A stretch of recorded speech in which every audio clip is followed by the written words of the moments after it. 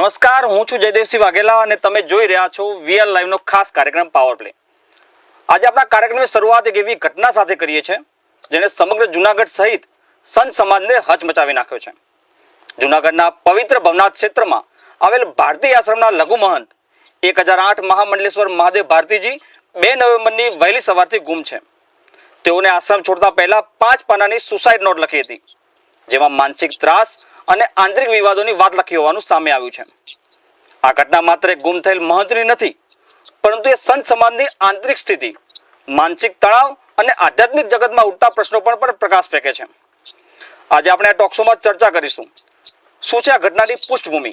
શું સંત સમાજની અંદર પણ દબાણ અને રાજકારણની પરિસ્થિતિ ઊભી છે?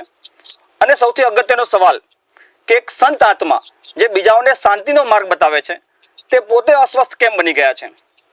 આ બધા જ પ્રશ્નોના જવાબ જાણવા માટે આજે અમારી સાથે જોડાઈ ગયા છે એકલધામના મહંત યોગી દેવનાથ બાપુ અને બીજા ખાખીમઢીના જૂનાગઢના મહંત સુખાનંદ બાપુ, જેમની પાસે આ ઘટનાની આધ્યાત્મિક અને માનવીય બંને દ્રષ્ટિની સમજ છે. બાપુ, તમારું હાર્દિક સ્વાગત છે વીઆર લાઈવના કાર્યક્રમમાં.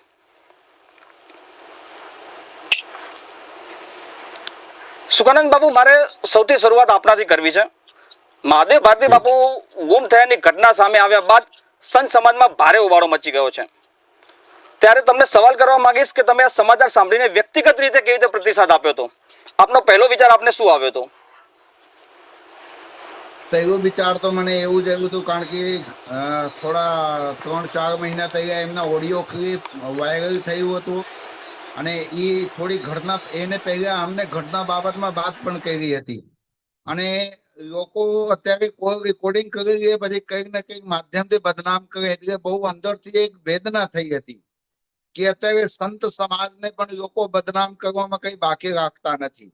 સંત સમાજમાં તો અનેક પ્રકારના લોકો જોડાયેલા હોય, જેમને અમે ક્યારેય જોયા પણ ના હોય એવા વ્યક્તિ પણ જોડાયેલા હોય છે. અને કંઈક ને કંઈક કટકા કરીને આવી રીતે જોડી દેતા હોય અને જોડીને પછી ઓડિયો ને બધું મેસેજ વાયરલ કરતા હોય. એટલે બહુ અંદરથી વેદના, બહુ દુઃખ થયું હતું આ સાંભળીને કે આ જે કંઈક થયું એ બહુ ખોટું થયું છે. જી દેવનાથ બાપુ, આપની પાસે આપવા માંગીશ. બાપુ, મારે આપની ઘટના પર પહેલી પ્રતિક્રિયા જોઈએ છે. આપ શું કહેશો? કોઈ ધાર્મિક સંસ્થાઓમાં આ પ્રકારની ઘટના ઘટી રહી છે ત્યારે?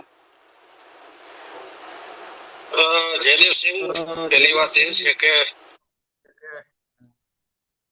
સંપત્તિ નાના કુપત્તિ, જ્યાં સંપત્તિનો ઘણો બધો એકત્રિત થઈ જતી હોય છે, ત્યાં ઘણો બધો ધર્મને લગતો નો આઉટસાઇડ નો આવી જતો હોય છે. મારો માનવું છે કે કોઈ બી ચીજનો પાયો પછી આગળ ચાલે ને એવું બધો થતું હોય છે. દુઃખની વાત છે કે જે ધર્મના રક્ષક છે, ધર્મ ધારણ કરેલો છે અને જે ધર્મના માર્ગે ચલાવવા વાળા લોકો છે, જ્યારે એને સાથે એવી ઘટના ઘટે છે ત્યારે એ દુઃખની વાત છે. પણ મને એવું લાગે છે કે જ્યાં સંપત્તિ ઘણી બધી એકત્રિત થઈ જતી હોય છે, ત્યારે આવા ઘટનાઓ બનતી હોય છે અને ત્યારે અમુક લોકો પણ એમાં જોડાઈ જતા હોય છે. એને ધર્મ, અર્થ, મોક્ષ, કામથી કોઈ લેવો દેવો ન હોય. એ પોતાનું વ્યક્તિગત જીવન જીવવા માટે, પોતાની સગવડો કરવા માટે, અથવા તો આજની તારીખમાં સોશિયલ મીડિયા જે છે એને ઉપયોગ કરીને બ્લેકમેલિંગ કરી અને આવી રીતે કરવો. એટલે આ સાધુ સમાજ માટે તો નિંદનીય છે, દુઃખદ પણ છે. અને સાથે સાથે દરેક સનાતન ધર્મને જો માને છે એને માટે પણ એક આઘાત રૂપી છે. કેમ કે જે સંતો છે એ ધર્મનો ઉપદેશ આપે છે, ધર્મની રક્ષા માટે કામ કરતા હોય છે, સમાજને ધર્મ માટે આવાહિત કરતા હોય છે, એને સાથે જયારે આવી ઘટના ઘટે એ બહુ જ દુઃખદ હોય છે. હું ઈશ્વરને પ્રાર્થના કરું છું કે જે મહાદેવ ભારતી સુરક્ષિત પાછા આવે અને એનો કોઈ બી રસ્તો નીકળવો જોઈએ. અને આપણે માધ્યમથી કહું છું, હંમેશા માટે સંપત્તિ માટે આપણે કઈ નહીં જીવવો જોઈએ. અને ખાસ કરીને આ આશ્રમને આપ જોયો છે કે છેલ્લા હું ઘણા ટાઈમથી જોઉં છું વિવાદિત ચાલે છે. વિવાદનો મુખ્ય કારણ એનો એ પાયો છે કે ત્યાં સંપત્તિને લઈને નાના મોટા વિવાદો ચાલતા હોય છે. તો મને લાગે આપણે તો બધા સાધુ છીએ ને, સાધુઓને સંપત્તિમાં સાઈડ કરી અને ધર્મનો રસ્તો અપનાવીને લોકોને ધર્મને માર્ગે ચલાવવા જોઈએ ને. કોઈ આપણી તરફથી, સંત સમાજની તરફથી સમાજની અંદર ગેર મેસેજ ના જવું જોઈએ. કેમ કે સમાજ આપણાથી મીઠ માણીને બેઠો છે. સંત સમાજથી અપેક્ષા રાખે છે કે સંત સમાજ અમને સાચો રસ્તો બતાવશે. અને જ્યારે આપણે સંપત્તિઓને લઈને આવી બધા વિવાદ ઉભા થાય અને મીડિયામાં આવે, છાપામાં ચડવું, તો એ તો બહુ સમાજ માટે એક આઘાત જેવો છે. એટલે સંત સમાજે સમજવું જોઈએ. અને જે પણ કોઈ લોકો જો લાલચુ છે, લોભી છે, અને અમુક જગ્યાએ સંતોને જો સોશિયલ મીડિયાના માધ્યમથી જે બ્લેકમેલિંગ કરે છે, એ પણ નિંદનીય છે. ને આવા લોકોને પણ ચિહ્નિત કરવા જોઈએ કે આવા ધર્મની અંદર કોણ લોકો ઘૂસી ગયા છે તો આવો બ્લેકમેલિંગ કરીને ધર્મને એક તો બદનામ તો થાય છે. જે પણ કોઈ નિર્દોષ સાધુ છે એને પણ બદનામ કરવાનો પ્રયાસ કરે છે, એને હેરાન કરવાનો પ્રયાસ કરે છે. અને આપ સમજી શકો છો કે સાધુએ એક આત્મહત્યાનો ક્યારે વાત કરી હશે કે એ એટલા બધા પરેશાન થઈ ગયા છે, એટલા બધા હેરાન થઈ ગયા છે કે ત્યારે એને આત્મહત્યાનો વિચાર્યું.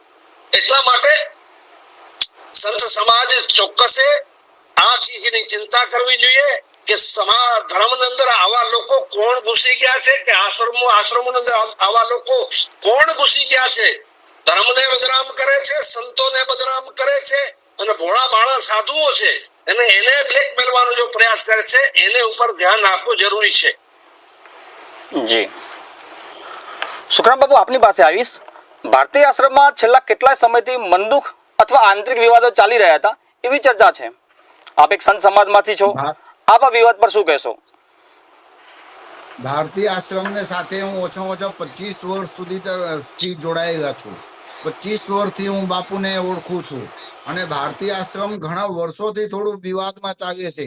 જેવી રીતે આગળ અમારા પૂજ્ય દેવનાથ બાપુએ કીધું કે જહાં સુમતિ વહાં સંપત્તિ નાના, જહાં કુમતિ વહાં વિપત્તિ નિદાના. જ્યાં પૈસાની બાબત આવી જાય ત્યાં અનેક પ્રકારની તકલીફો ત્યાં ઊભું થતી હોય. એટલે પૈસાના તોડપાણી કરવા માટે અનેક પ્રકારના લાંછન લગાડવામાં આવતું હોય. જેવી રીતે ભારતી બાપુ ને શરીર પૂરા થયા પછી એમના હરિહરાનંદ બાપુ છે, એ પણ એક સુસાઇડ નોટ લખ્યા હતા. અને સુસાઇડ નોટ લખીને એ પણ આવી રીતે ગુમ થઈ ગયા હતા. પછી એમને ખાતું એક બહારથી ગોતી એવી જ રીતે મહાદેવ ભારતી બાપુને પણ આવી જ રીતે સેમ કઈક ના કઈક કૃત્યને પાછળ ફસાવવામાં આવે છે. અને ત્યાંના જે અનુયાયી ટ્રસ્ટીઓ છે એ બધા ધ્યાન બરોબર દે, કારણ કે ત્યાં આશ્રમમાંથી જ કોક ના કોક માણસો કોઈક લેડીઝ બાબતમાં અથવા કોઈ બાળકોને બાબતમાં નાનું મોટું આરોપ લગાડીને એમને બદનામ કરવા માટે કોશિશ કરી રહ્યા છે. અને મહાદેવ ભારતીને સાથે તો અમે 8-10 દિવસમાં 1-2 વખત ફોનમાં વાત પણ કરતા હોય. નાની મોટી કઈક ઘટના ઘટતી હોય તો એ વાત કરતા હોય. પણ મહાદેવ ભારતી બાપુ બહુ સારા અને બહુ સુલઝેલા છે, નિર્વ્યસની સાધુ છે, સમાજ માટે કઈક કરવા માટેની એની ભાવ છે. અને આવા સમાજની અંદર સાધુ બહુ ઓછા છે જે કોઈ સમાજ માટે કઈક ને કઈક હિત કરતા હોય. ત્યાં અન્નના ટુકડા પણ મળતા હતા અને કોઈ પણ જાય તો બાપુ ખૂબ સારી રીતે આવકારે છે. સાધુ આત્મહત્યા કરવા માટે ઘણા બધા લોકોને બચાવતા હોય. કોઈ પણ માણસ હોય માનસિક ત્રાસથી સાધુ પાસે ગયા હોય તો સાધુ એને આશ્વાસન આપતા હોય. અને તમે વિચાર કરો કેટલું ટોર્ચર કરવામાં આવ્યું હોય છે કે બાપુએ 5 પાનાના સુસાઇડ નોટ લખ્યું છે. અને સુસાઇડ નોટ લખીને અને કંઈક પણ લીધા વિનાના જંગલ બાજુ જતા રહ્યા છે રામ ભરોસે માટે. તો આવી અનેક પ્રકારની વેદનાઓ છે. સાધુને બદનામ કરવા માટે સમાજમાં ઘણા બધા એવા લોકો છે કે પોતાની જરૂરિયાત પૂરી ન થાય એટલે સાધુઓને ચરિત્ર ઉપર આરોપ લગાડી દે, સાધુને બદનામ કરવામાં કોઈ કઈ બાકી ન રાખે. અને આવા સમાજની અંદર સાધુઓને રક્ષણ કરવા માટેની હવે બહુ જરૂરત છે. કારણ કે સાધુ સાધુનું ચરિત્ર કેવા હોય, કપાસ જેવા હોય છે. અને જયારે કપાસમાં કઈ ડાઘા પડી જાય ને એટલે સાધુ બધી મજબૂર થઈ જાય છે આવું બધું આત્મહત્યા કરવા માટે. એટલે સાધુને ઉપર આવા આરોપ ન લગાડવું જોઈએ. હું પોતે મહાદેવ ભારતી બાપુને 25 વર્ષથી ઓળખું છું અને મહાદેવ ભારતી બાપુને સાથે રહીને ઘણું બધું સારા અમે કામ પણ કરેલા છીએ. અને જ્યારથી આ બાપુને સાથે ત્રાસ થયું ત્યારથી અમે બાપુને સાથે છીએ. હજી હમણાં પણ આજે પણ એક વિડીયો હું બનાવીને અપલોડ કર્યો છું. કદાચ બાપુને પાસે મારા વિડીયો જાય તો એ વિડીયોને માધ્યમથી અમે બધા સંત લોકો બાપુને પડખે જ ઉભા છીએ. આ બાપુ આવા વ્યક્તિ છે કે સમાજને ઉપયોગમાં આવે એવા વ્યક્તિ છે. જી દિનાથ બાપુ, આ ખૂબ જ સંવેદનશીલ અને ચર્ચાસ્પદ મુદ્દો છે. તેથી શોમાં પ્રશ્નો પૂછતી વખતે અમારે સંવેદનશીલતા, તથ્ય અને જવાબદારીપૂર્ણ ભાષા જાળવવી જરૂરી છે. ત્યારે બાપુ, મારે જાણવું છે કે આધ્યાત્મિક સંસ્થાઓમાં ગુરુ શિષ્યના સંબંધમાં તણાવ કેમ ઊભો થાય છે? શું આ કોઈ સંસ્થા કે દબાણનું પરિણામ છે કે આની પાછળ કોઈ રાજકીય કે સંસ્થાની આર્થિક સ્થિતિઓ પણ જવાબદાર બનતી હોય છે? જયદેવસિંહ, આમાં સત્ય કહું છું, એના 2-3 કારણો છે. પહેલું કારણ તો એવું છે કે એમાં એવું બની શકે કે રાજકીય પ્રેશર હોય કે ભાઈ તારે ગુરુને આવી રીતે પ્રેશર કરવો પડશે, આવું કરવું પડશે. એ પહેલું કારણ એ પણ બની શકે. અને બીજો એવું પણ કારણ બનતું હોય છે કે મને એવું લાગે છે જો શિષ્ય છે એને ગુરુ પ્રત્યે કોઈ ભાવ ન હોય, ખાલી સંપત્તિ પ્રત્યે ભાવ હોય. એક્ઝામ્પલ, કદાચ દુનિયાને ગમે તે તાકાત આવે અને મને કહે કે ભાઈ તું તારે ગુરુને પ્રત્યે આવો દ્વેષ ભાવ કર, તારે ગુરુને વિરુદ્ધમાં ઉભો થાર. જે દિવસે હું સાચી વાત કહું છું, કદાચ મારા પ્રાણ ચાલ્યા જાય પણ હું મારા ગુરુને, જે મને રસ્તો બતાવ્યો છે, જે મને આ ધર્મનો વસ્ત્ર આપ્યો છે, મને ધર્મનો ચોળો આપ્યો છે, હું એને ગુરુને વિરુદ્ધમાં જઈ શકું? કદાચ કોઈ જિંદગીમાં પણ નહીં, ક્યારે પણ નહીં. તો બીજો કારણ એવો પણ હોઈ શકે છે કે એ લોભને માટે જ શિષ્ય બન્યા છે, એ સંપત્તિ માટે જ શિષ્ય બન્યા છે. કાયદેસર એને અંદર કોઈ વૈરાગ્ય નથી લાગ્યો, અથવા તો ભગવાનનું ભજન કરવા નીકળ્યા છે જરાય પણ નહીં. એટલે એને એ કારણો હોઈ શકે કે એક રાજકીય એને પ્રેશર હોય, અંદરથી બીવડાવવામાં આવે કે તારે ગુરુના વિરુદ્ધમાં ઉભો થવું પડશે. અને બીજો પોતાનો લોભ, જે લાલચ છે એને અંદર જાગ્યો કે ભાઈ આપણે આ સંપત્તિ મેળવી છે અથવા તો ગુરુની ગાદી મેળવી છે, ગુરુને ગમે તેમ આપણે હટાવી દેવાના છે. તો એના 2 કારણ હોઈ શકે છે. હવે એનો ભારતીય આશ્રમમાં શું કારણ બન્યું છે એ મને કોઈ ખબર નથી. અને જ્યાં સુધી હું મહાદેવ ભારતીને ઓળખું છું કે એ સાધુ ભોળો સીધો સાધુ, સિમ્પલ સાધુ છે, એને સંપત્તિથી આવો લેવા દેવા મને નથી લાગતો કે એના અંદર કારણ હોઈ શકે. પણ મને એવું લાગે છે કે એને કોઈ પ્રેશર કર્યું લાગે છે અને પ્રેશરમાં આવી અને એને આવો ડગલો ભર્યો છે. તો મને એવું લાગે છે આ હોઈ શકે.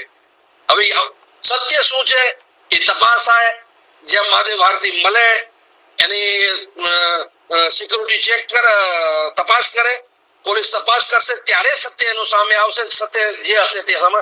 પણ અત્યારે આપણે આજની તારીખમાં, અત્યારે વર્તમાનમાં ઉપરથી જોઈએ તો આના 2 કારણ લાગી શકે કે પહેલે તો કદાચ જે લાલચી અને પરંપરાઓ છે કે મર્યાદાઓ છે એને સાથે કોઈ લાગે વળગે નહીં, તો આવો બનાવ બની શકે. અથવા તો કોઈ પ્રેશરમાં આવીને આવું કામ કર્યું હોય, એટલે એના 2 કારણ થઈ શકે. જયદેવસિંહ જી. સુખરામ બાપુ, મહાદેવ ભારતી બાપુની સુસાઇડમાં માનસિક ટોર્ચરિંગની વાત ઉઠાવવામાં આવી છે. જુનાગઢ જે સંતોની ધરતી છે તે આ પ્રકારની સ્થિતિ કેમ ઊભી થઈ રહી છે? આપને શું લાગે છે આ પ્રકારની પરિસ્થિતિ આશ્રમોમાં કેમ વધી રહી છે? જી, આપે ખૂબ સારો પ્રશ્ન પૂછ્યા છો કે આવી રીતની પરિસ્થિતિ કેમ ઊભી થાય છે. હવે કેવું છે કે સમાજમાં અનેક પ્રકારના લોકો છે અને કોઈને ઉપર કઈ લખેલું ન હોય કે આ માણસ કયા પ્રકારના હોય. સાધુ બહુ ભોળા હોય છે અને આગળ દેવનાથ બાપુએ કીધું કે મહાદેવ ભારતી બાપુ બહુ ભોળા છે. 1000% વાત સાચી છે. મહાદેવ ભારતી બાપુ છે ને એટલા બધા ભોળો છે અને સંપત્તિને સાથે એને કઈ લેવા દેવું નથી. ભજનાનંદી પુરુષ છે. તો કંઈક ના કંઈક ભોળપણમાં આવીને કોકને સાથે ભોળવાઈ ગયા હોય, એના તકના લાભ કોઈ લેતા હોય. તો સમાજમાં અનેક પ્રકારના બધા વ્યક્તિઓ છે. સાધુને બદનામ કરવા માટે, સાધુને ચરિત્રમાં છાંટા ઉડાવવા માટે ઘણા બધા આવા બેશર્મ લોકો છે કે જે તૈયાર બેઠા હોય છે. એટલે કદાચ થોડા ઘણા તોડપાણી કરવા માટે, પૈસાનું જરૂરિયાત માટે સાધુને બદનામ કરવા માટેના પ્રયત્ન કરતા હોય છે. બાકી મહાદેવ ભારતી બાપુ એટલા બધા સારા છે કે અમે એમને સાથે રહેતા હોઈએ. અમે ઘણા બધા સારા સારા સમાજ સેવાના કાર્ય એક સાથે રહીને કરેલા છીએ. એટલે મહાદેવ ભારતી બાપુને પ્રતિ ષડયંત્ર રચવામાં આવ્યું છે એ અમે આપને કહી શકીએ છીએ. અને અમુક લોકો આશ્રમને બદનામ કરવા માટે પણ આવા બધા જે સાધુને ઉપર ચરિત્ર ઉપર કીચડ ઉઠાડતા હોય છે. અને ભેગા મોડું પાછળ આવશે. આ ષડયંત્ર જે પણ કોઈ રચ્યા છે એ મહાદેવ ભારતી બાપુને ત્યાંથી કાઢવા માટે અને મહાદેવ ભારતી બાપુને સુસાઇડ કરવા માટે જે કોઈએ મજબૂર કર્યા છે એ આશ્રમને પચાવી પાડવા માટેના ષડયંત્ર હોઈ શકે છે. આવી શંકા સાધુ સમાજની અંદર છે. અને ઈ કોણ કરી રહ્યા છે એને પાછળના વ્યક્તિઓ પણ ઘણા બધા છે. અત્યારે હું આપને સાથે બહુ શેર ના કરી શકું, કારણ કે મારી તો એક લિમિટ છે. લિમિટને બહાર હું ન જઈ શકું, પણ આવી શંકાઓ અંદર છે ખરી. જી દેવનાથ બાપુ, મારે તમારી પાસેથી જાણવું છે, પોલીસ અને વહીવટી તંત્રની શોધખોળની કામગીરી પોલીસ અને વહીવટી તંત્ર કરી રહ્યું છે, એના મામલે આપ શું કહેશો? અને મારો બીજો સવાલ એ પણ છે કે શું આ ઘટનાથી સંત સમાજની વિશ્વસનીયતાને ધક્કો લાગી શકે છે?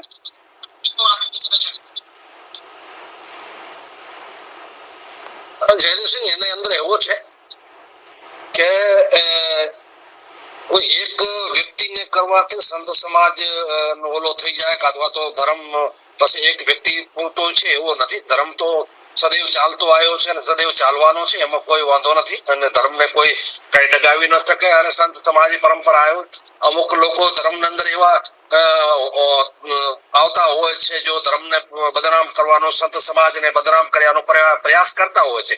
એનાથી કોઈ બદનામ નથી. હા, ચોક્કસ એકવાર સમાજને ધક્કો લાગતો હોય છે, સમાજની અંદર જો શ્રદ્ધા હોય છે, શ્રદ્ધાને ઠેસ પહોંચતી હોય છે, એવું ચોક્કસ બનતું. પણ મન નથી લાગતો કે આ ઘટનાથી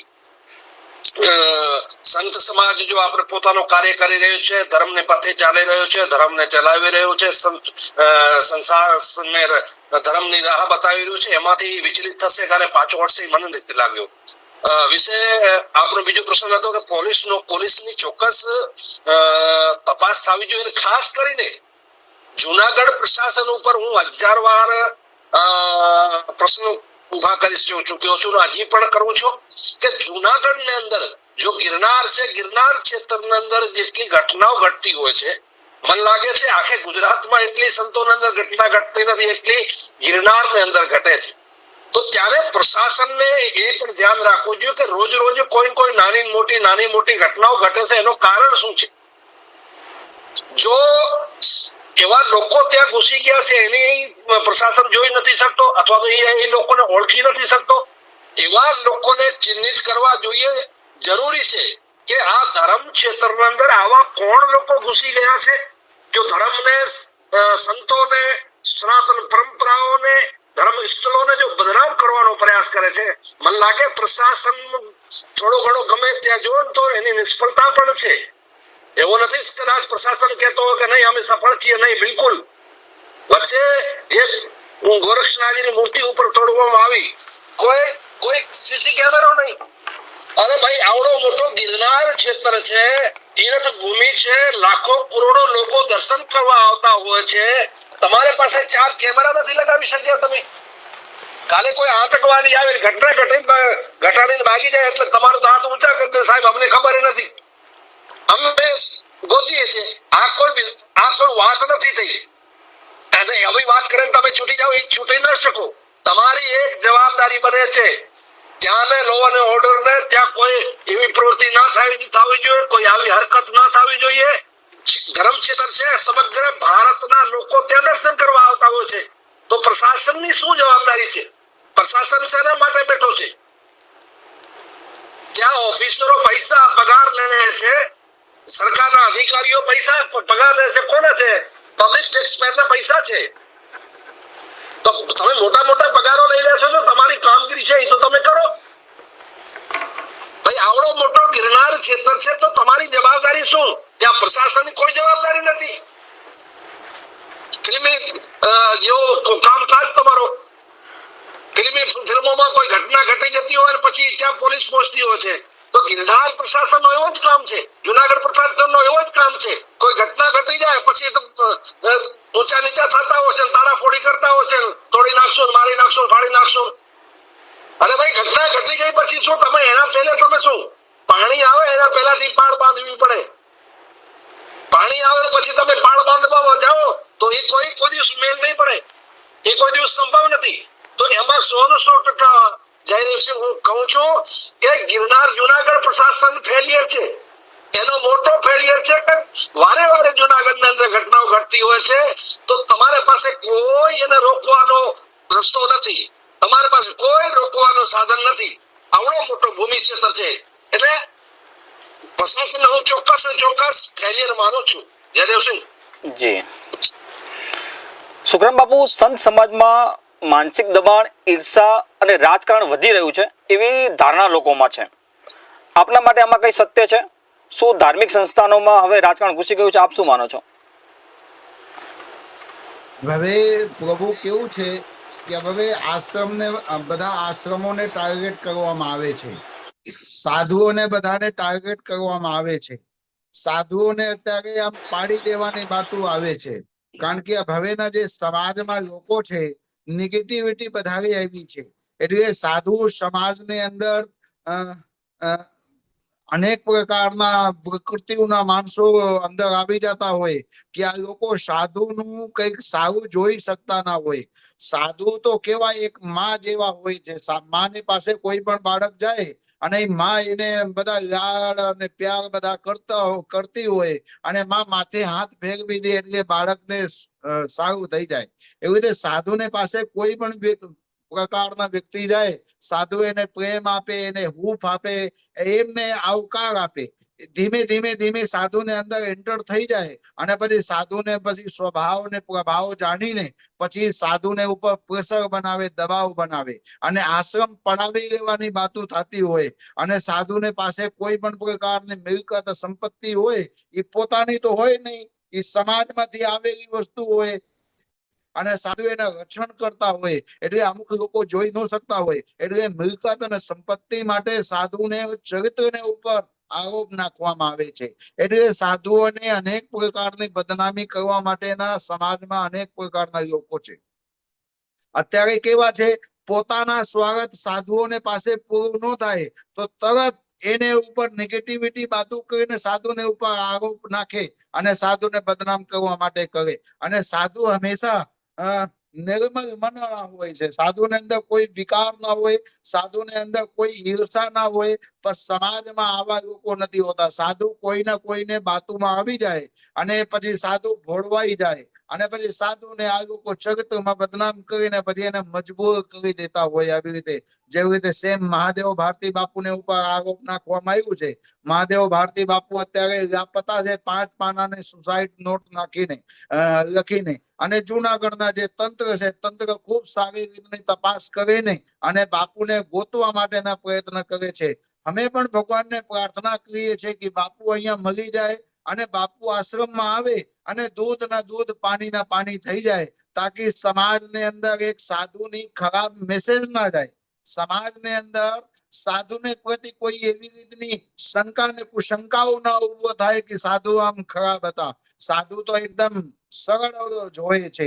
એટલે સાધુને બદનામ કરવા માટેના આ જે ષડયંત્ર છે, આપને ચેનલના માધ્યમથી હું આ સમાજને એક મેસેજ આપવા માંગુ છું કે સાધુને તમે કઈ ન આપો તો કઈ નહીં, પણ સાધુને ચરિત્રમાં ઉપર તમે ડાઘ લગાડવા જાઓ અને સાધુને બદનામ કરવા જાઓ ત્યારે એક વખત વિચારજો, ભગવાન ક્યારે પણ કોઈને માફ કરશે નહીં. એટલે સાધુ ભગવાનના ભેષ છે અને જ્યારે તમે સાધુને બદનામ કરો ને એટલે તમે એક ગુનેગાર થાવ છો.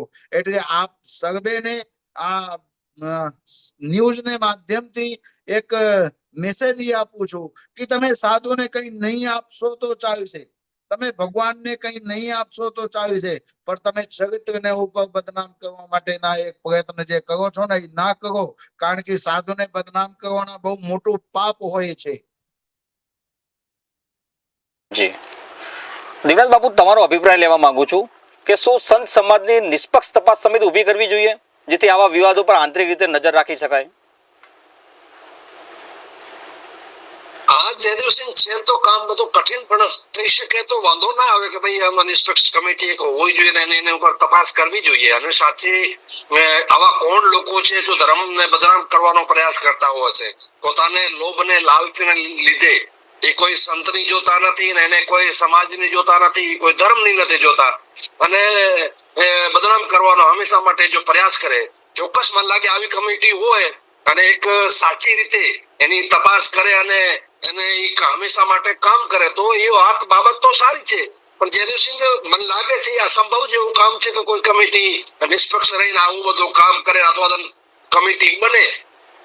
મને નથી લાગતો, કેમ કે આજનો પરિવેક્ષમાં જોઈએ, આજના સમયના પરિવેક્ષમાં જોઈએ તો સમાજની અંદર પછી સાધુ સમાજ હોય કે ગમે તે બીજો સમાજ હોય, અન્ય સંસાર સમાજ હોય, તો લોભ બહુ જ અંદર જાગી ગયો છે. માણસને લોભ સિવાય કઈ નથી દેખાતો નથી. લોભ એમાં કોઈ સંબંધો નથી દેખાતા, એમાં નાનો મોટો કઈ દેખાતો નથી, એમાં માન મર્યાદા કઈ રહેતી નથી, એમાં ધર્મ અધર્મ કોઈ પણ, ખાલી સંપત્તિ જ માણસને દેખાય છે આજના પરિવેક્ષમાં. બસ સંપત્તિ છે એ સર્વોપરી છે, બીજો કાંઈ નથી. જેને પાસે સંપત્તિ છે એ મોટો છે, વિચારથી ભલે પડે ભાંગેલો હોય, એને પાસે બીજું કાંઈ ના હોવું જોઈએ. સમાજ માટે માર્ગદર્શન માટે એને પાસે કોઈ બુદ્ધિ ના હોવી જોઈએ, પણ પૈસા છે, એને પૈસા હોય એટલે બસ એ સર્વોપરી છે. આપણે જોયો છે સમાજની અંદર કે ચોરીઓ કરતો હોય, ચોરી કરતો હોય, મોટા મોટા રોડ રસ્તા ખાઈ ગયો હોય, પછી સમાજ એને પ્રમુખ બનાવી દેતી હોય છે. એ સમાજ એને 10 લાખ રૂપિયા આપે કે ભાઈ સાહેબ તો 10 લાખ રૂપિયા આપી જા, આ સમાજ આપનો વડો. મૂળ તો ચોરીઓ કરતો તો પછી ગમે તેવો ચોરી 1 લાખ રૂપિયાની કરે કે 50 રૂપિયાની કરે, ચોરી તો ચોરી જ કહેવાય. એટલે ચોરીઓ કરતા હોય 50 લાખ, 2 લાખ, 5, 10 લાખ રૂપિયા સમાજના પ્રમુખ બની જતા હોય છે. અને પછી સમાજને માર્ગદર્શન કરતા હોય. આ વિચાર કરો એ સમાજનું કેવું માર્ગદર્શન થાય. તો આજના સમય સમાજને દરેક લોભો જાગી ગયો છે. ખાલી માણસને પૈસે સિવાય કઈ નથી દેખાતો. એટલે મને લાગે છે પૈસો ગુણ નથી. સમાજને ટકાવવા માટે, ધર્મને ટકાવવા માટે, સંત પરંપરાને ટકાવવા માટે, આશ્રમોને ટકાવવા માટે, ગ્રહસ્થને ટકાવવા માટે એ પૈસો કોઈ એવડો મોટો ગુણ નથી. આપણી મર્યાદાઓ છે, આપણી જો ઉચ્ચ વિચારો છે, આપણો જો ધર્મ છે, આપણે એને સાથે જોડાયેલા રહેશું તો મને લાગે છે બધો એને સામે ટૂંકો પડે. એટલે સમાજની અંદર જેટલી આ બધી અત્યારે જે આપણી એક વિચારધારા બની ગઈ છે કે ભાઈ આપણા પાસે પૈસા છે તો આપણે સર્વોપરી છીએ, આપણા પાસે સંપત્તિ, પછી એને સંપત્તિને ગમે રીતે મેળવવાનો જો પ્રયાસ કરે, ગમે એવી રીતે મેળવવાનો અમુક લોકો જો પ્રયાસ કરતા હોય છે, મને લાગે છે એ સમાજ માટે બહુ નુકસાનકારક છે અને સમાજને દરિદ્રતા અને દલદલમાં લઈ જાય છે. એટલા માટે સમાજના જો શ્રેષ્ઠીઓ છે, સમાજના જો બુદ્ધિશાળી લોકો છે, બુદ્ધિશાળી જો વર્ગ છે એને આગળ આવવો જોઈએ. આગળ આવી અને સમાજનો માર્ગદર્શન કરવો જોઈએ. એમાં સંત સમાજ બી આવી ગયો અને ગ્રસ્ત સમાજ બધોય આવી ગયો.